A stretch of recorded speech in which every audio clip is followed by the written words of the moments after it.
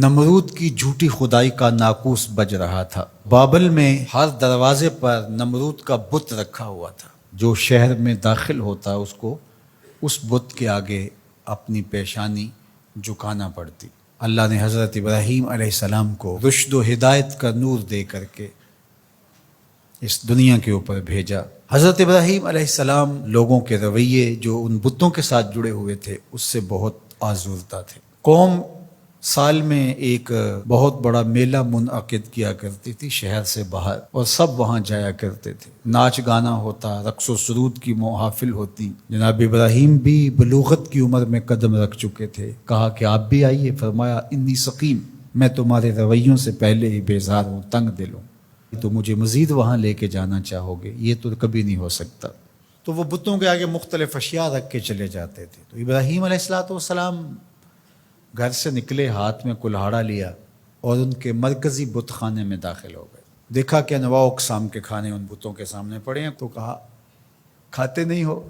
اب وہ کیا جواب دیں؟ مجسمے ہیں پتھر کے۔ تو دوسرا سوال کیا ما لکم لا تنطقون، بولتے نہیں ہو، کچھ بولو نا، کیوں نہیں کھاتے ہو؟ قرآن نے تعبیر کیا اس انداز کو، تو دائیں ہاتھ سے زور کی ضرب ماری، فجعلہم جزازا، ان کے ٹکڑے ٹکڑے کر کے رکھ دیے، چورا چورا کر دیا۔ الا کبیر اللہم، جو بڑا بت تھا اس کو بس چھوڑ دیا، اس سے کوئی صلح نہیں تھی۔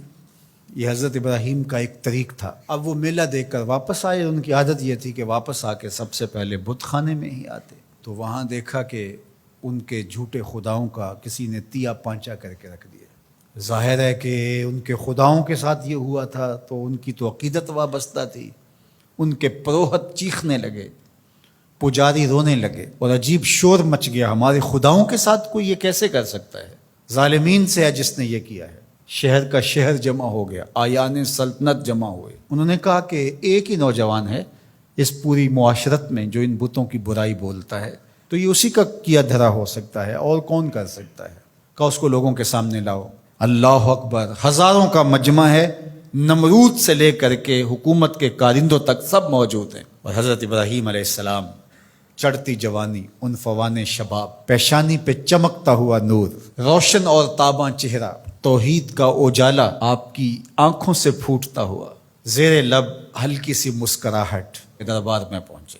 جذبات سے بھرے ہوئے تھے، بفر سب بول پڑے، کوئی ادھر سے شور مچ گیا۔ قالوا انت فعلت هذا بآلهتنا یا ابراہیم، اے ابراہیم ہمارے ان خداؤں کے ساتھ تو نے یہ سلوک کیا ہے؟ ان کے لہجوں سے شرارے برس رہے تھے، آنکھیں ہیں کہ نوچ لیں گی جناب ابراہیم علیہ السلام کو۔ جلاد تیار کھڑے تھے کہ حکم شاہی آئے اور ہم تکہ بوٹی کر کے رکھ دیں۔ آگے سے جواب سنیے کیا آتا ہے۔ قال بل فعلہ کبیرہم، کب بڑے نے کیا ہوگا، کلہاڑا تو اس کے کندھے پہ پڑا ہے۔ اچھا یہ نہیں بولتا تو ان سے پوچھ لو تمہارے ساتھ یہ کس نے کیا ہے، یہ اپنے خداؤں سے پوچھ لو۔ اللہ اکبر، یہ کاٹ تو کلہاڑے کی کاٹ سے بھی سخت تھی۔ یہ جو بفر کے اچھل کے باتیں کر رہے تھے، اپنے ضمیر کی طرف پلٹے، اور اندر سے ضمیر نے کیا آواز دی؟ تم خود ہی ظالم ہو، جو اپنا دفاع نہیں کر سکتے تمہارے معبود کیسے ہو سکتے ہیں؟ اپنے سروں کو جھکائے ہوئے آیان سلطنت بھی، اور بڑے بڑے پروہت، اور بڑے بڑے پجاری، اور بڑے بڑے قبیلوں کے سردار، وزیر مشیر، سب کے سر جھک گئے، اور جھکے ہوئے سر سے آنکھیں چار نہیں کر سکتے تھے، اور بولتے کیا ہیں؟ لقد علمت ما هؤلاء ينطقون، ابراہیم تو جانتا ہے یہ بولتے نہیں۔ بس اسی موقع کے انتظار میں تھے حضرت ابراہیم۔ پھر حضرت ابراہیم کھڑے ہوئے، اللہ کا پیغمبر بولنے لگا، قال افتعبدون من دون اللہ ما لا ينفعکم شیئا ولا یضرکم اف لکم ولما تعبدون من دون اللہ افلا تعقلون۔ کا افسوس ہے تمہارے اوپر، ان کو پوچھتے ہو جو تمہیں فائدہ بھی نہیں دے سکتے، نقصان بھی نہیں دے سکتے۔ اف لکم، یہ کاٹ ہے جو کلہاڑے سے بھی سخت ہے، یہ ضرب لگ رہی ہے، اف لکم، افسوس ہے تمہارے اوپر، ولما تعبدون من دون اللہ، اور ان پر افسوس ہے جن کو تم اللہ کے علاوہ پوچھتے ہو۔ افلا تعقلون، تمہاری کھوپڑی میں دماغ نہیں؟ سوچو تو صحیح۔ اب اس کا کیا جواب ہو سکتا تھا؟ جب جواب نہ ہو، دلیل اور استدلال کی زبان بند ہو جائے تو پھر اونچے ہتھ کنڈوں پہ لوگ آ جاتے ہیں، کیسے جلا دو، اور اپنے خداؤں کی مدد کرو۔ ایک چیخا جلائی گئی، ہزاروں من ایندھن جمع کر کے اس کو آگ دی گئی۔ اب ابراہیم علیہ السلام کو اس آگ میں ڈالا جانے لگا ہے۔ جبریل حاضر خدمت ہوتے ہیں کہ اے ابراہیم، میں تمہارا پیغام لے کے رب کے حضور حاضر ہوتا ہوں، کیا التجا ہے، کیا دعا ہے رب کے حضور؟ تو جناب ابراہیم بولتے ہیں اے جبریل مجھے بتاؤ ان کے دل میں کس نے ڈالا کہ یوں چیخا جلائی جائے اور مجھے آگ میں ڈالا جائے؟ کہا رب جلیل نے۔ کہا جلیل کی یہ مرضی ہے تو خلیل کی بھی یہی مرضی ہے۔ جے سونا میرے دکھ وچ راضی، جے سونا میرے دکھ وچ راضی، میں سکھ نو چلے ڈاواں۔ اگر وہ اس بات پہ راضی ہے کہ میں جلوں تو 100 بار جلنے کے لیے تیار ہوں۔ ادھر گھما کر کے آگ میں ڈالا جانے لگا، ادھر فرمان الہی آگ کے نام آیا، قلنا یا نارو کونی بردم و سلامن علی ابراہیم۔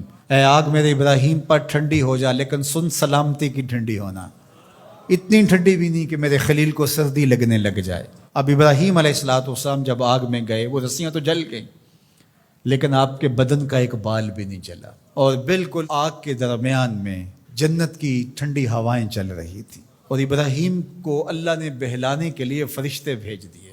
40 دنوں کے بعد جب آگ بجھنے لگی اور کوئلے دہک رہے تھے اور آگ کے لاوے کم ہوئے، تو لوگوں نے دیکھا کہ ابراہیم تو کوئلوں سے چلتے ہوئے یوں آ رہے تھے جس طرح کوئی نازنی پھولوں پہ چل کے آ رہا۔ کسی نے حضرت ابراہیم سے پوچھا زندگی کے بہترین لمحے کب تھے؟ کہا وہی 40 دن جو میں نے آتش نمرود میں بسر کیے تھے۔